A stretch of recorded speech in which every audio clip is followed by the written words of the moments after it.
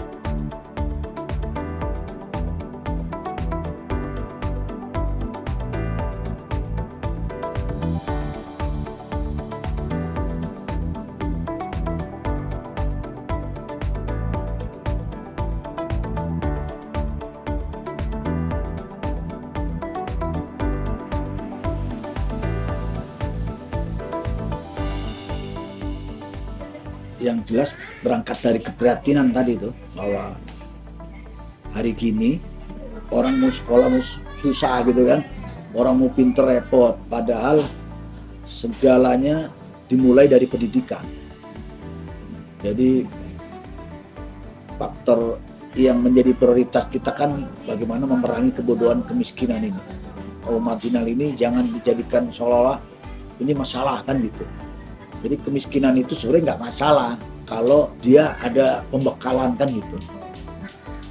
Jadi bukan menjadi, kalau bahasa ini ya, problem gitu kan. Kalau dia difasilitasi, pendidikan ini bisa memutus mata rantai kemiskinan gitu kan. Bisa membangun negara yang lebih maju dan mandiri. Karena satu bangsa yang besar ketika generasinya punya impian dan cita-cita tinggi kan gitu.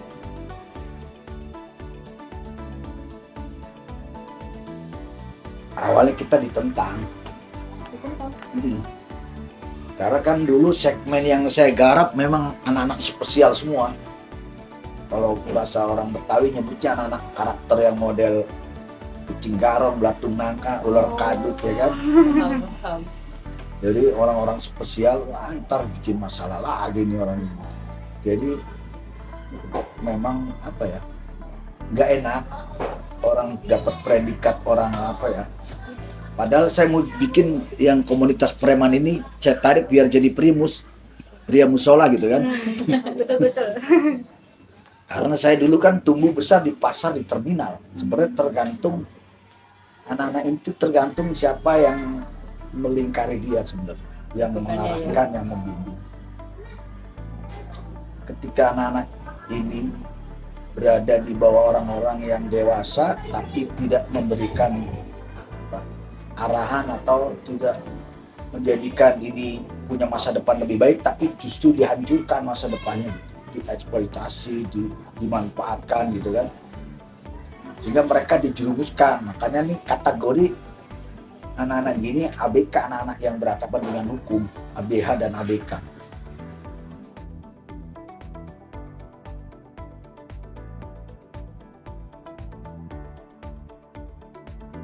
Misalnya yang program itu kan paket A, paket B, paket C. Kalau tahun sebelumnya mereka adalah generasi yang seharusnya mereka sekolah, tapi mereka dipaksa dengan ekonomi, keadaan, mereka harus cari kerja. Kalau sekarang mereka itu kayak pilihan, memilih. Kalau dulu dipaksa dengan keadaan untuk program paket, kalau sekarang mereka memilih. Jadi mereka nggak kuat di formal, mereka merasa nggak bisa mengikuti pembelajaran, pindah ke paket. Kalau dulu kan dipaksa.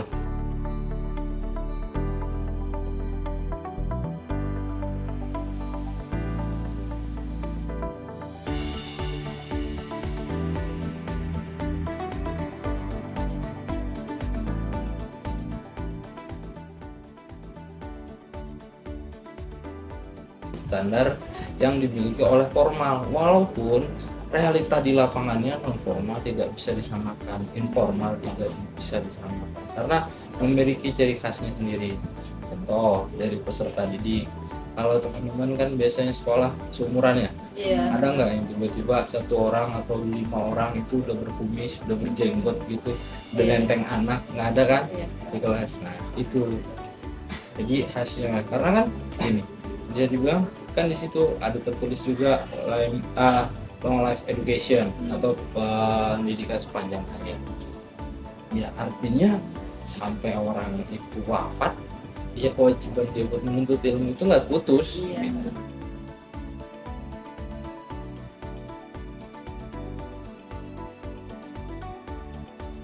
Kita nggak pakai model media cetak, buku gitu, mobilnya itu online, kita taruh ke handphone dengan alasan buku bisa hilang. Mereka kerja, mereka taruh, hilang. Fotokopi lagi, malas. Atau suruh beli lagi, kita taruh ke handphone mereka. Tapi nggak punya kemampuan membaca kan tetap PR. Gitu.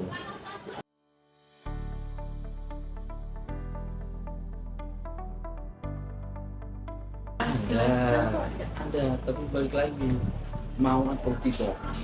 Karena beda. Kalau teman-teman kan, ayo hari ini ada kegiatan ini, ditawarkan, teman-teman antusias kan. Kalau konsep pendidikan orang dewasa, andragogi butuh atau enggak, mau atau tidak. Gitu. Kita sediain banyak, orang yang nggak mau nggak ada kelasnya. Siapa mau datang? Orang mereka ngerasa butuh itu. Tapi biasanya yang dibutuhin tuh apa dari mereka ini? Beda-beda, beragam. Ada yang membutuhkan kemampuan untuk membaca dan menulis saja. Ada yang membutuhkan ijazahnya aja. Ada yang membutuhkan gimana caranya dia mempersiapkan untuk masuk universitas. Misalnya dia jadi babysitter atau asisten rumah tangga. Keluarganya yang mempekerjakan dia itu adalah orang-orang berpendidikan. Akhirnya dia melihat proses anak yang tempat dia kerja melalui proses yang sama dia, jadi terpacu. Itu salah satu yang masuk UIN itu siapa namanya, dulu sebelumnya babysitter.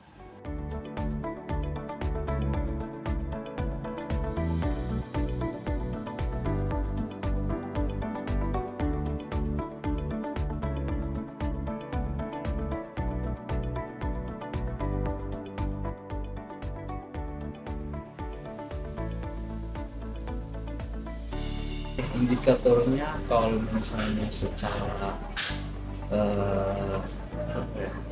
Dari secara PKB. dia secara manusia nih, Iya. intinya mereka itu memiliki kemampuan untuk mengamalkan ibadah. Otomatis dia harus bisa baca. Bacanya kan nggak bisa baca sekedar baca kan, tapi memahami. Orang tahu sholat itu wajib, siapapun tahu, tapi kalau nggak paham siapa yang mengajarkan. Terus gimana caranya bisa memahami bahasa Arab, otomatis harus memiliki kemampuan membaca. Intinya satu, gimana mereka menjadi manusia yang beragama. Baru setelah itu mereka bisa menjadi manusia yang memiliki empati dan simpati.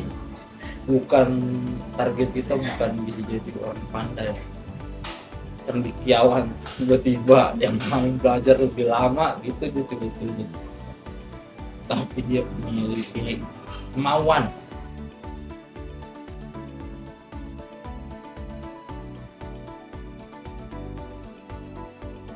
Dan kalau misalnya anak-anak udah mulai bosan, aku pasti kuis. Kuis. Apalagi kalau misalnya kita cuma kasih snack kecil aja tuh mereka senang banget. Pasti rebutan. Itu ya seminggu sekali pasti aku adain sih. Tapi untuk rutinan ya seperti pembelajaran biasa aja sih. Mereka nulis, ngerjain soal gitu.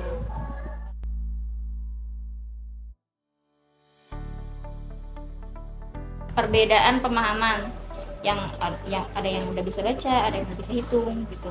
Nah terus juga keseharian mereka kali ya. Kalau misalnya ada anak yang gampang dibilangin, ada yang susah. Karena kalau misalnya di kelas nih ada yang soft spoken lah istilahnya gitu ya, gurunya yang soft spoken itu kalau di master kayaknya gurunya udah apa namanya udah menyerah.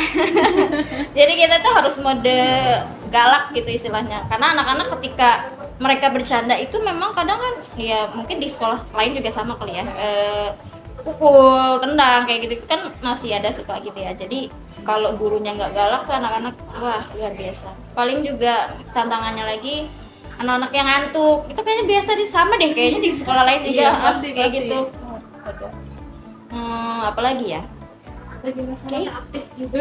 masa-masa aktif. Pokoknya kalau yang nggak bisa diem, mereka jalan-jalan dari depan ke belakang, belakang depan, muter lagi, temannya digangguin, ada yang kayak gitu kan. Jadi ya sebisa gurunya gimana caranya menghandle dia gitu. Paling kalau misalnya aku ada anak 1-2 anak yang nggak mau diem, terutama sih yang memang belum bisa baca sih ya kalau aku lihat, karena kan dia ngerasa aku belum bisa, jadi aku juga bingung mau ngikutinnya, akhirnya dia jalan-jalan. Jadi aku solusinya aku kasih dia nulis, ngikutin kan ya. Kalau misalnya salin kan dia bisa, tapi ada juga yang memang nggak mau juga.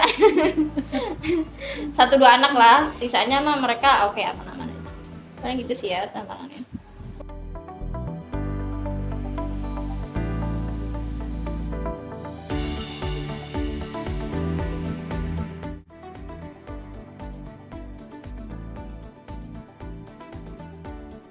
Untuk belajar motivasinya tinggi. Iya, tinggi. Jadi kalau misalnya wali kelasnya nggak masuk tuh mereka udah kayak kehilangan induknya deh. Jadi makanya jadi pokoknya tiap kali kita gurunya salah satu nggak masuk tuh harus ada tugas gitu. Karena biar yang menggantikan itu kasih ya udah soal-soalnya aja gitu. Tapi pernah nggak sih ada kasus anak yang dia demotivasi apa kayak ya udah kayak udah males gitu juga. Ada sih. Paling kalaupun dia males ya apa ya? Kita ajak sih kenapa malesnya gitu. Bisa jadi karena dia merasa aduh aku nggak bisa atau bermasalah sama temennya. Paling ngasih kita panggil sih kenapa.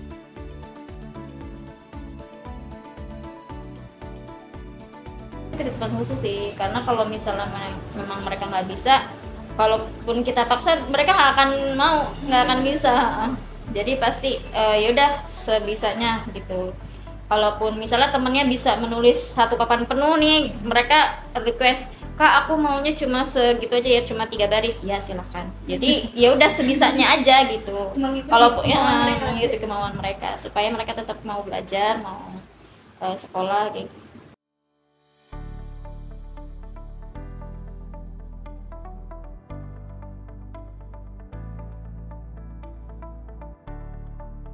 Kalau dari aku karena ekonomi Kak, awalnya tuh aku nggak mau masuk sini kan, cuma karena ayah ekonomi lagi turun jadi aku dimasukin di sini. Kalau aku dari ibu sih Kak, taunya dimasukin sekolah sini.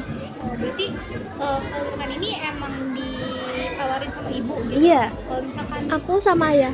berarti emang udah dari orang tua sendiri Iya. yang ngajuin di sini gitu ya. Udah tahu dari awal.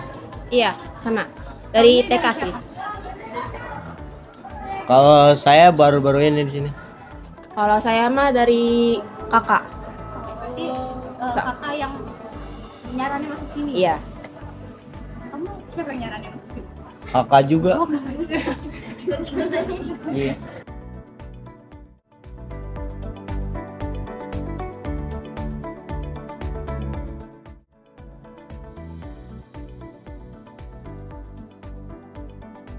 Kalau soal belajar sama sih Kak, sama kayak sekolah-sekolah lain kayak formal aja gitu. Kayak sekolah belajar biasa aja. Iya. Gitu. Cuma waktunya berarti yang lebih Iya. mungkin fleksibel berarti. Iya. Temen-temennya dong. Iya, teman-teman. Gurunya juga. Serunya gimana?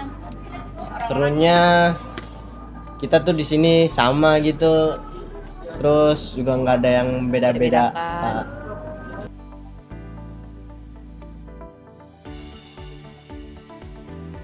Biar bisa kayak bantuin orang kayak gitu cepet-cepet lulus gitu Kak. Sama sih Kak, aku juga kalau misalnya kayak udah mau lulus dari pokoknya kalau misal kelas 12 aku harus udah nyari kerja duluan. Perbanyak cari pengalaman di sini. Alhamdulillah. Gawe. Udah kerja kita mah. Iya, kerja dulu baru kuliah. 5 tahun ke depan kalian lihat diri kalian jadi apa? Seniman. Seniman. Oh Yulus kan. Dia suka nulis.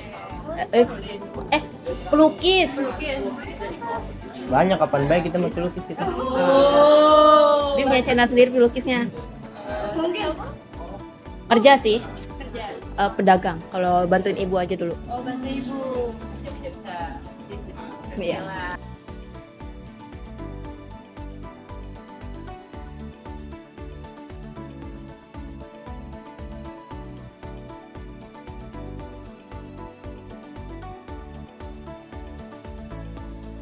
Buat teman-teman remaja, pemuda-pemudi Indonesia untuk menuju Indonesia Jaya, ya kita menjadi orang yang punya kepekaan dan kepedulian terhadap sesama, dan kita kita risau dengan lingkungan kita kalau ada sebuah ketimpangan, ketidakadilan. Harapannya pemuda adalah yang bisa memberikan kontribusi nyata, real, ya, tetap produktif untuk melakukan sebuah perubahan sehingga kita tidak menyia-nyiakan umur kita. Insya Allah tidak ada pengorbanan yang sia-sia. Jadilah khairunas anfa'um linnas. Baik-baiknya manusia adalah yang bermanfaat bagi orang lain. Ya, buat pendidikan itu adalah bukan lagi sesuatu yang diinginkan, seharusnya jadi kebutuhan kayak makan. Kalau nggak berpendidikan ya nggak jadi orang. Jadi anak-anak master ini sebenarnya secara usia mereka itu sama lah dengan anak-anak lainnya. Kalaupun mereka ada yang ngamen, ada yang mengemis gitu, kalau kita kasih mereka bimbingan dengan baik, mereka ngerti, mereka mau dengerin gurunya karena mereka kan haus ilmu gitu ya. Kalau mereka di rumah itu memang mungkin orang tuanya yang sibuk kerja juga nggak bisa memfasilitasi pendidikan, maka ketika mereka di sekolah itu mereka semangatnya luar biasa. Untuk orang-orang yang di luar sana, coba aja dulu datang ke master, melihat sendiri gimana anak-anak ini, karena memang jangankan orang yang luar jauh gitu, ada orang yang kenalan aku, mereka tahu aku ngajari master aja, mereka tanya, Kak Nurul nggak takut ngajari master gitu pertanyaannya. Aku bilang kenapa harus takut gitu, karena begitu aku di sini nggak ada yang perlu ditakutkan, karena anak-anak seusia itu apa yang perlu ditakutkan gitu. Jadi kalaupun ada yang bilang stigma buruk, silakan datang ke master, lihat sendiri anak-anaknya gitu. Silakan. Sekolah di sini seru sih Kak, terus banyak pengalaman baru, terus di sekolah di sini gurunya juga baik-baik. Iya. Berarti mungkin bisa bilang untuk ibu guru atau bapak guru yang mengajar, Buat Bunda Sri, kepala sekolah, Iya. kepala sekolah di master, terima kasih ya udah ngajar anak muridnya, Iya, juga Bunda. sabar buat ngadepin murid-muridnya yang suka bandel, kadang susah diatur. Juga terima kasih buat guru-guru lainnya juga udah sabar ngadepin siswa-siswanya.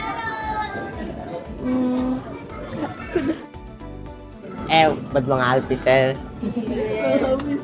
Bang Alpis, semoga nggak masukin orang ke paket malam lagi. Udah itu. Makasih ya Kak udah datang ke sini, udah ngeliat-liat lingkungan sini. Udah itu aja. Mau mengenalin lingkungan sini aja. Buat guru, buat Oh, kan kakak-kakak ini juga. buat guru juga boleh. Buat guru juga semangat. Buat yang kerja di lain juga semangat, bela-belain ke sini, mengajar kami dengan ilmu kalian yang kalian pelajari ke kami bisa memberi kami manfaat masa depan. Udah itu aja Kak, terima kasih aja. Udah sih, setelah itu aja. Iya. Terima kasih. Ore. Oke, itu dia sedikit gambaran dari kegiatan di PKBM Bina Insan Mandiri. Nah, ini mengingatkan kita kalau misalnya kita bisa belajar di mana aja dan kapan aja dan di usia berapa aja. Mungkin segitu dulu guys video kita hari ini. Jadi sampai jumpa lagi. Bye bye.